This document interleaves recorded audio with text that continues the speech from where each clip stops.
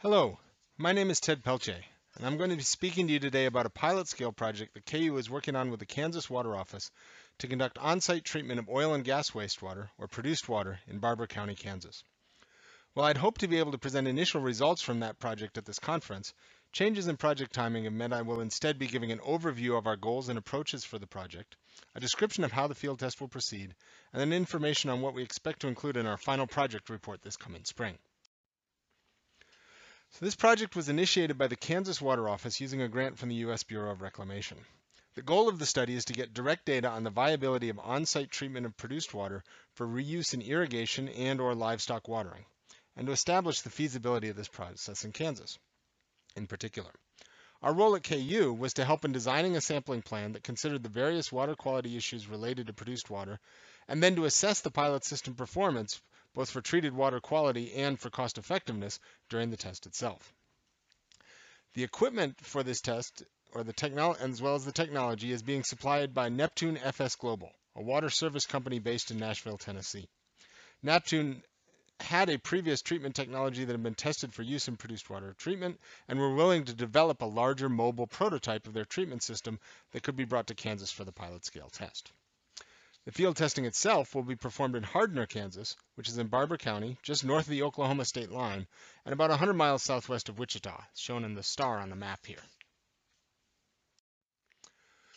So why are we so interested in produced water reuse? Well, there are two major factors that have led to a push for recovering and reuse of this water stream. Currently, about 1.2 billion barrels, or around 45 billion gallons, of produced water are generated in Kansas each year as a result of oil and gas production.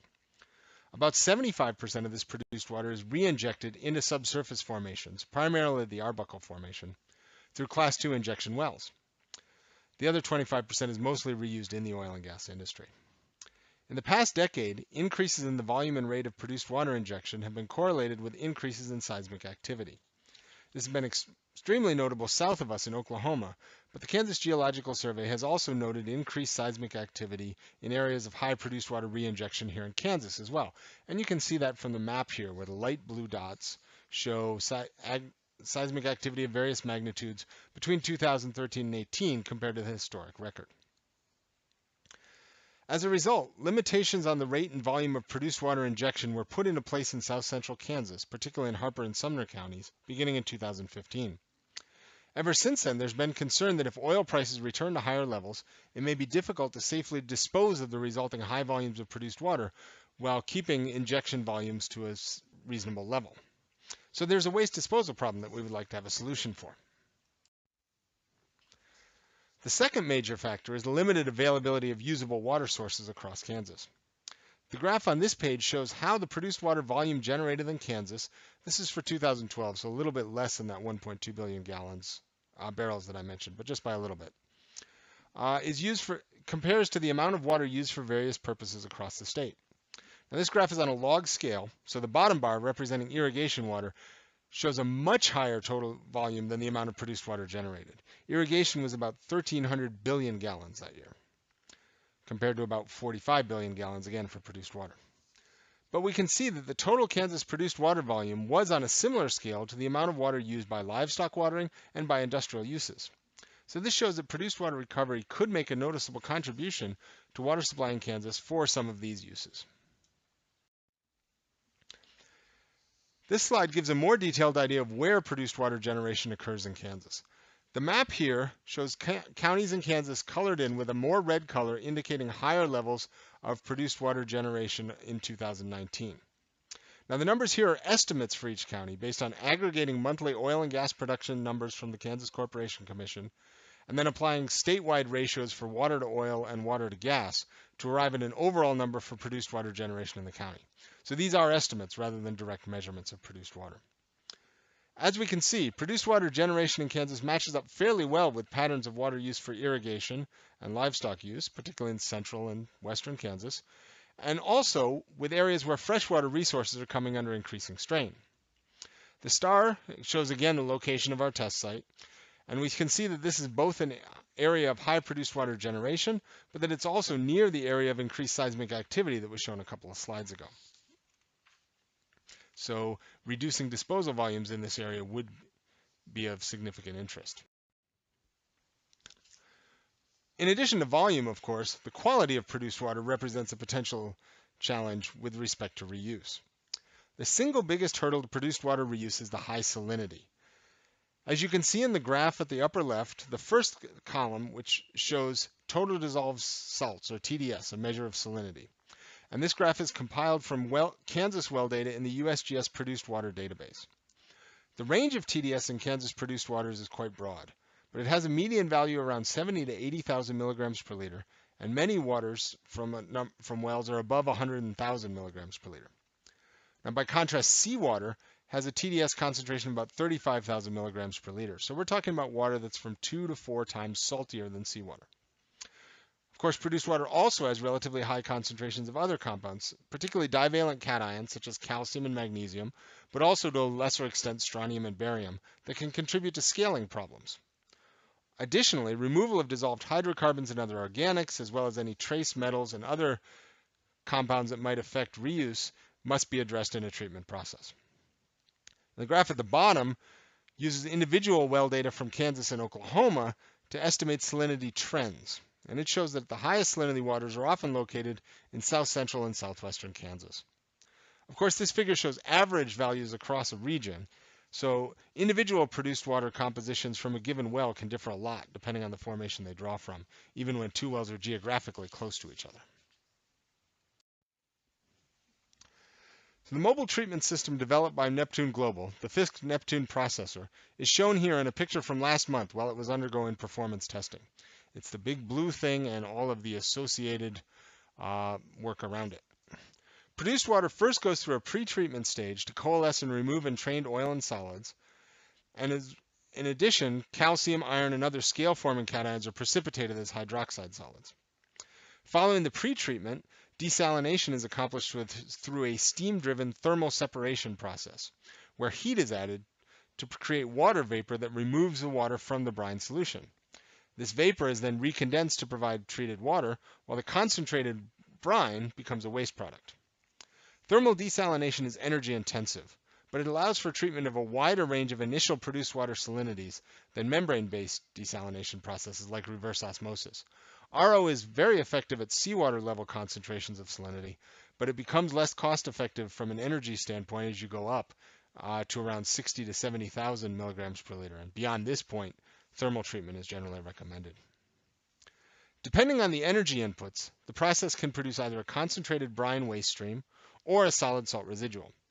This second option requires more energy because you need to add energy to drive off all of the water from the concentrated brine waste, but it produces a much smaller waste volume and allows for potential recovery of the salt product. So one of the things we're going to look at here is which of these options makes more sense.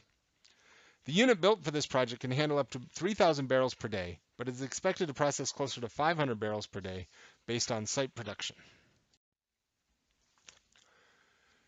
During the treatment process, water quality monitoring will be conducted in two ways.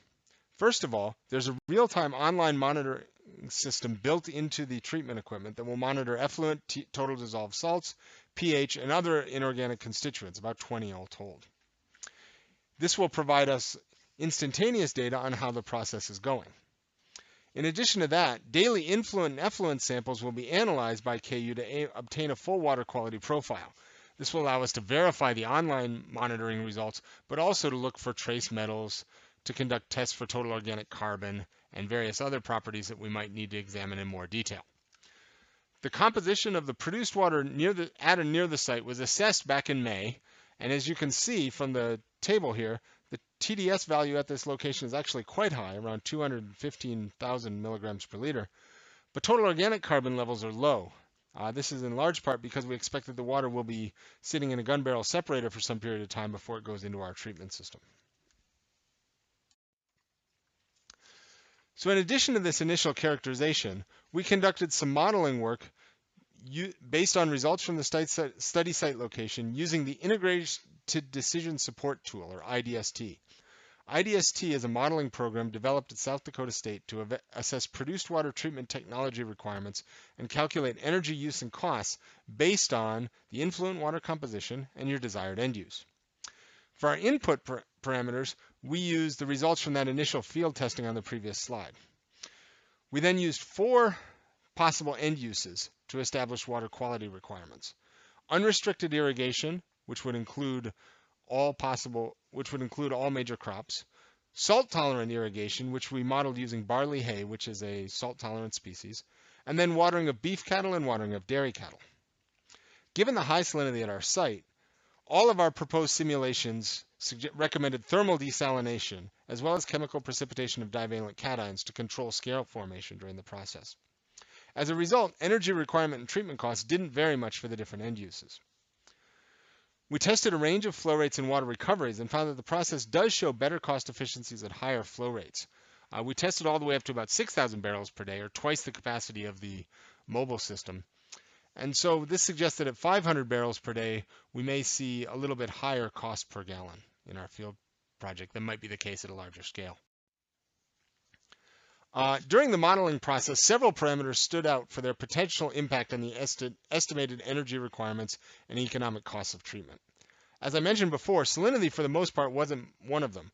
While there are variations in the salinity levels you need to achieve for the different end uses, all of these values are much, much lower than the initial salinity, so there's a fair bit of energy that needs to go into treating it regardless of the end use. The factors that did have the biggest effect were first the sodium absorption ratio. The sodium absorption ratio, or SAR, is the ratio of sodium to divalent cations in the water. Higher values promote soil swelling and plugging. And in fact, our simulations showed that we would have a relatively high SAR in our treated water in many cases. So that could require the addition of calcium or magnesium before use for irrigation to balance this water out. Now, this was done in the simulations by adding these chemicals back in, which increases the cost. It's possible that this could be accomplished more cheaply, possibly by blending with other water on site, but this is something that we'd need to investigate more. In addition, there's boron. Boron can be toxic to plants at relatively low concentrations, anywhere from 1 to 15 milligrams per liter, depending on crop type. Boron concentrations in produced water are often fairly low, but they can be above this level. In addition, there's not much data on how well boron is removed by thermal desalination processes. So this is something we want to look at more closely in the pilot test itself, because it could affect our end use potential. So this slide gives an overview of the specific items we expect to accomplish in our final report on the pilot treatment project. The first, of course, is to assess the effluent water quality. This will be done in a couple of ways. We will be looking at salinity, chloride, and boron specifically as major indicators of whether the process is overall able to successfully treat the water. In addition, as I mentioned, we'll be conducted targeting sampling in depth on a portion of the samples to look at total organic carbon content, which addresses how well it's removing hydrocarbons and potential production chemicals. We'll be looking at the sodium absorption ratio. We'll be looking at trace metals. Because we're measuring both the influent and effluent, we can also estimate how effective the process was compared to our initial guesses. The second assessment will be a modeling study to determine the potential impacts of discharging this produced water to a farm pond for on-site storage, which is proposed as a way that we can store this water at a larger scale. We're going to collect water samples from a farm pond on the property, assess the water quality, and use that as a baseline for farm pond quality. We're then going to use modeling studies to determine what the impact would be if we mix different volumes of our treated water into the pond by using various chemical markers such as chloride, boron, and trace metals. Again, this is a modeling study. We won't be physically adding any water to the pond in this study. Finally, we'll use operational and energy consumption data from the unit, which will be provided by Neptune FS Global, to estimate the overall cost of water production during this pilot test. As mentioned before, the relatively low flow rates means that these costs may be a little higher than would be achieved at full-scale operation, but they provide a good starting point for further assessment and comparisons, and we can use this data for a variety of further follow-ons. So the current project timeline is shown at the right, not including, of course, the several years of planning and work from the Water Office that went into finding an industrial partner, setting up the project, contacting us, and so on. As mentioned earlier, the mobile treatment system is now in final testing. The integrity testing was completed back in September. They're now doing performance testing and expect that to be completed relatively soon. Our current plan calls for the equipment to be on site by the end of November, and then treatment tests will be conducted from December to January. We're shooting for about 60 days of treatment. We expect to complete all of our sample analyses at KU about 30 days after the end of the on-site pilot test. and then have the assessment report to the Kansas Water Office for initial comments. So this will be a draft version by 30 days after that. So around the end of March 2021. And if you're interested in hearing more about that as it progresses, I'd be happy. You can contact me, send me your information, and I'll let you know as we go through this process.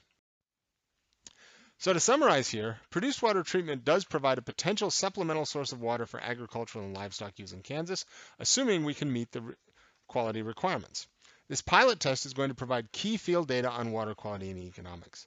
It's important to note that the treatment costs will likely be greater than the cost of existing freshwater sources.